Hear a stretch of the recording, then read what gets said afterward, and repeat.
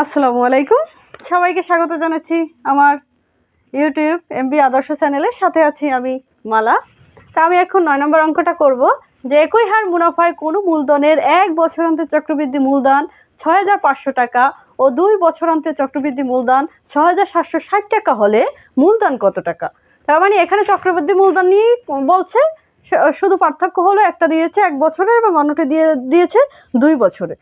তো এটা আমরা লিখতে পারি কি, আমরা জানি চক্রবৃদ্ধি মূলধন সমান সমান সূত্রটা লিখলাম পি সি সমান সমান পি ইন্টু 1 প্লাস আর এন। তাহলে আমি যেহেতু দুইটা দিয়েছি আমি প্রথমে লিখবো 1 বছরান্তে চক্রবৃদ্ধি মূলধন। কি লিখতে পারি?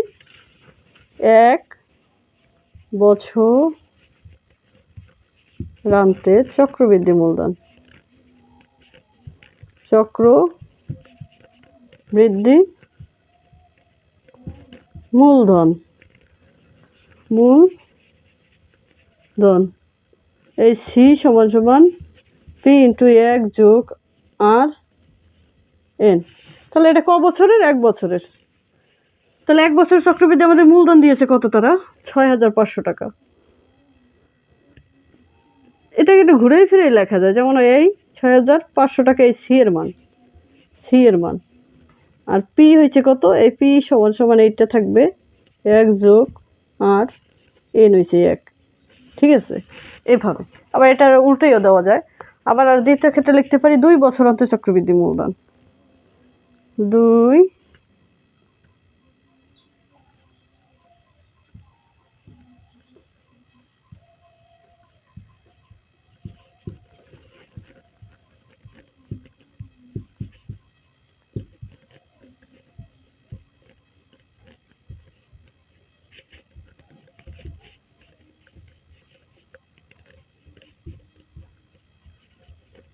সি 2 বছরের চক্রবৃদ্ধি মূলধন আমাদের বলে দিয়েছে কত? 6760 টাকা। তাহলে এটা কয় বছরের? 2 বছরের। 1 যোগ আর এই পি সমান সমান 2। এখন কথা হলো আমার বের করতে হবে কি মূলধন। মূলধন মানেই হলো আমার কি টাকা, হলে মূলধন বা আসল কত। মূলধন এটা হলো চক্রবৃদ্ধি মূলধনের কথা উল্লেখ নাই, যে শুধু মূলধন বলছে, এটা ধরতে হবে যে এটা হলো মূলধন, হলো শুধু আসলটাকে তারা মূলধন বলছে। তা আমরা জানি পি দিয়ে আমাদের আসল বের হয়। এখন এই দুইটা সূত্রকে আমাদের ভেনিশ করতে হবে, ভেনিশ করে একটার মান রাখতে হবে। দেখেন, আমি যদি এখন একটার মান রাখতে চাই, যদি এটাকে এটা দ্বারা ভাগ করি, তাহলে দেখা যাবে এটা কেটে যাবে, পি থাকে না। এখন পিটাকে যদি আমি রাখতে চাই, সেক্ষেত্রে আমি এটা পারি যে আমি এটাকে হোল স্কোয়ার করে দিব। এইটা হোল স্কোয়ার এবং কি এটা হোল স্কোয়ার।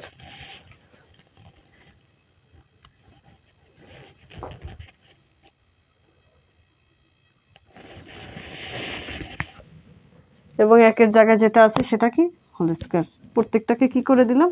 হোল স্কোয়ার করে দিলাম। এটাকে একটু ঘুরিয়ে লিখতে পারি যেটা সুন্দর দেখায়। যেমন এটাকে আমি দিতে পারি কয় নং? 1 নং। এবং এটাকে দিতে পারি আমি কয় নং? 2 নং। এখন আমি লিখতে পারি 1 নং সমীকরণকে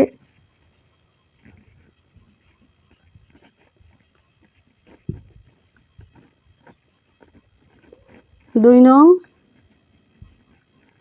সমীকরণ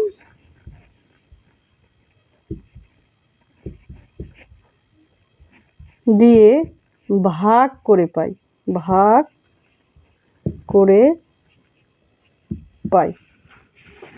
এখন 1 নং সমীকরণকে আমি কত নং সমীকরণ? 2 নং সমীকরণ দিয়ে ভাগ করব। তো সেক্ষেত্রে আমার 1 নং এ কত আছে দেখি। 1 নং এ আছে আমার পি স্কোয়ার 1 যোগ আর হোল স্কোয়ার, আর একটু ঘুরিয়ে লিখলাম, এখানে লিখলাম 6500, এটার হোল স্কোয়ার। আবার এখানে 2 নং আছে কি পি 1 যোগ আর এন এর জায়গায় 2, এখানে আছে কত? 6760 টাকা। এখন দেখেন, আমি যদি ভাগ করি, এই বা সমাধান অঙ্ক যেহেতু বা, এটা কাটা যায়, দুইটা থেকে একটা কাটা যায়, থাকবে কয়টা? এখানে থাকবে পি সমান সমান এটা আবার এটা কেটে ফেলা যায়। এখানে থাকবে 6500, 6700 কত 60 টাকা। এখানে হোল স্কয়ার হবে।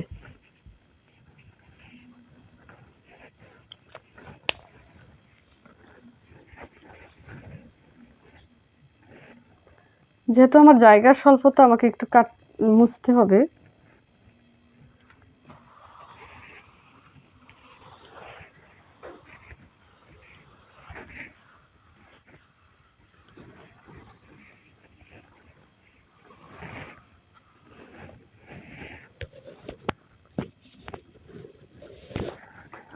তাহলে আবার লিখতে পারি কি বা পি সমান সমান, এখন এই 6500কে 2 বার বর্গ করলে কত হবে?